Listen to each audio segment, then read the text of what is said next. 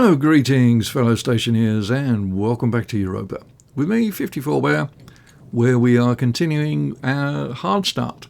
It's day 127, and yes, that's embarrassing. I still have not smelted anything through this thing yet. It's taken an age to set up, partly because it's a little complex, but mainly because I'm an idiot and I keep getting distracted by other things that I really don't need to be doing, but find myself doing anyway, like expanding the power network, relocating the solar panels up here, and also changing their orientation. So now when sunrise happens, it's going to be over there. None of the panels will be occluded. When the sun is at its highest, this way, the tiniest fraction of the bottom part of each solar panel is in shade, and the power does drop a little, but not by much. The benefit is, as the sun progresses round, there is no occlusion on the panels when they're in this orientation. I don't know whether this is a Europa only thing, but it seems to work. Work a little better, let's say. I do have this room vented. Well, vented. There is a passive vent in there, a couple of lengths of pipe and a radiator. That stops the internal pressure and temperature from rising too much and blowing out windows. And when the windows blow out, then the solar panels are possibly damaged by any storms that occur. I should probably take this thing down. I'm not going to put any more solar panels back in there. It's just there for the moment. I have not automated the solid generator. I don't want to do that because it will just add even more fuel to the procrastination fire to stop me building the gas fuel generator.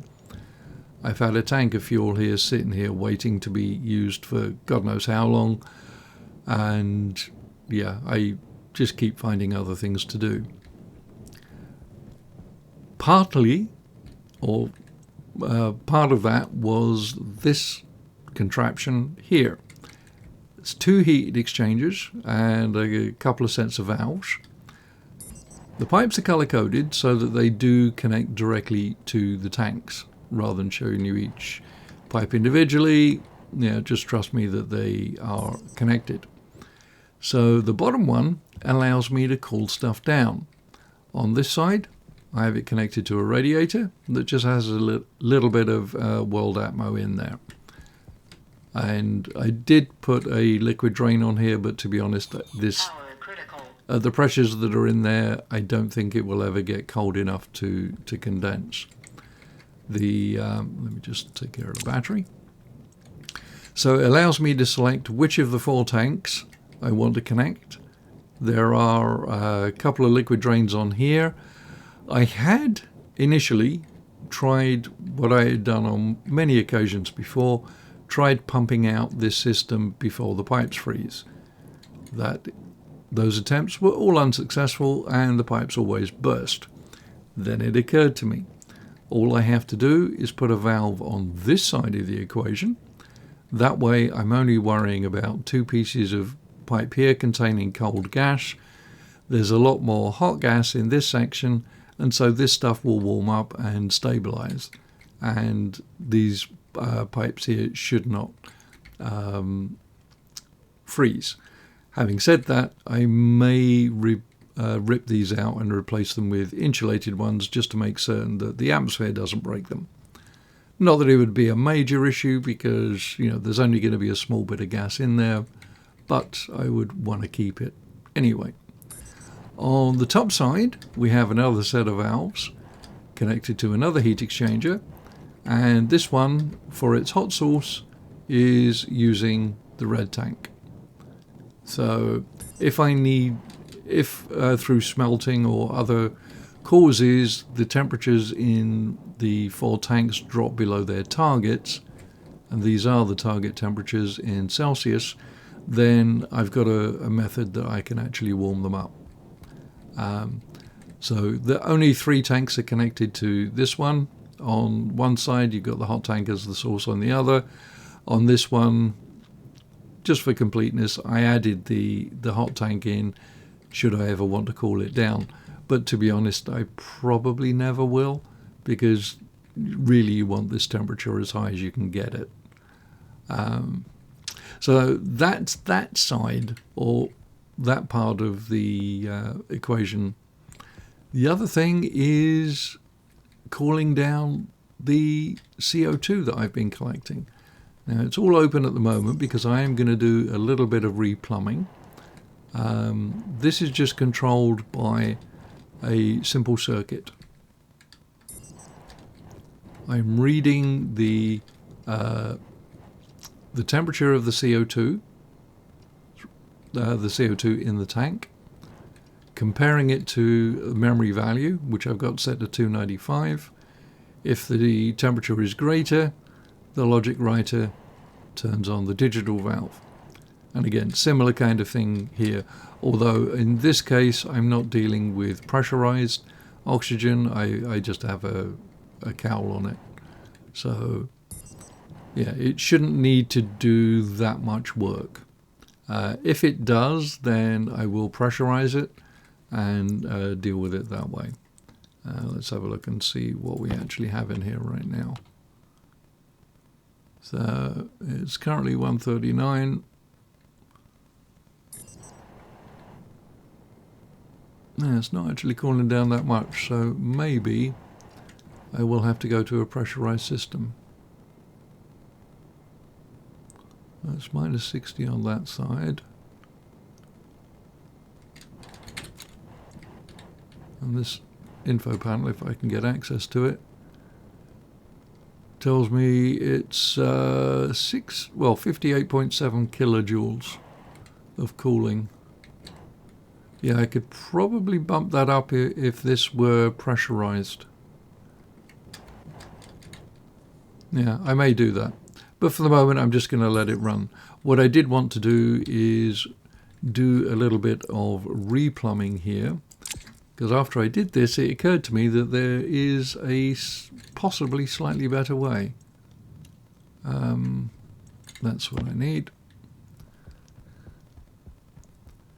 So I'm just going to rejig things, because at the moment what happens is, I mean, it started out with just a straight vent to atmosphere. The way I've currently got it set is, let me grab the spray can. Right, the green section of pipe is directly connected to the furnace. So when you're burning gases in the furnace, all this pipe is hot. That's not a major thing. I could replace it with insulated pipe, but I wanted to minimize things a little, and the way I'd got it set is rather inefficient. So I'm actually going to change things out. Oops, that is not what I wanted to do. I wanted that. Take that out. Then take this out.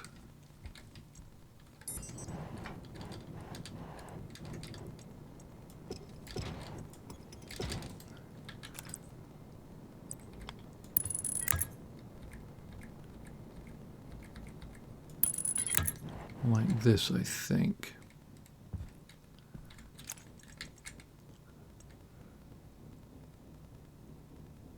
Right.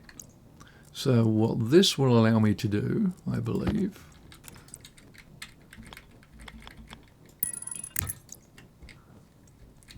if I turn this valve on, it fills. Now I need to do the color thing again. Let's make that blue. Yeah, so if I turn this valve on, it then connects the green pipe to the blue pipe, which will allow the filtration to work. And if I open this one as well, it will vent it to the outside. So that should I believe, work better than what I had before. So I'll just tidy. Oh, great. Thank you. And of course they're all the wrong colour now, so. And this will also still allow me to pump air directly from outside into the furnace. And let's put it back to yellow.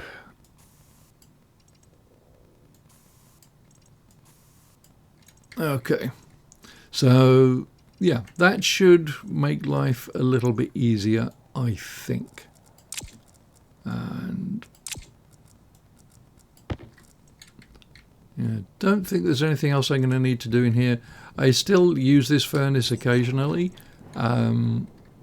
I've got a reasonable amount of CO2 in here, certainly enough to keep the small base going for some considerable period of time. It's taken a while to cool down, but yeah, I'm not that worried about it. I'm not in desperate need. I have a reasonable amount of CO2 in the base, and the plants are growing reasonably well. So I'm quite okay for food. I'm sort of okay for power now. Well, yeah, batteries are completely full, which is good. And yeah, things are progressing. I still have not decided whether I am going to use this heat exchanger to cool down this tank. I might do, but my inclination now is just to go on a mega mining run, get a crap ton of stuff, and either smelt it, or if this cools down too much, then just degas it, and possibly pump some cold gas or colder gas from here into this one, because this is a little low. I did pump some gas from the purple tank into the pink one. I didn't think it was that much, but yeah, that pressure dropped a lot more than I was anticipating, so I probably messed up there. So I can replace that by, smelting stuff and pumping stuff in there. Anyway, that is something which I will not subject you to. If you have any questions or comments, please feel free to leave them down below. It's always a delight to hear from you. Thanks for watching. Like and subscribe, all that good stuff. And I'll see you in the next one. 54 Bear out.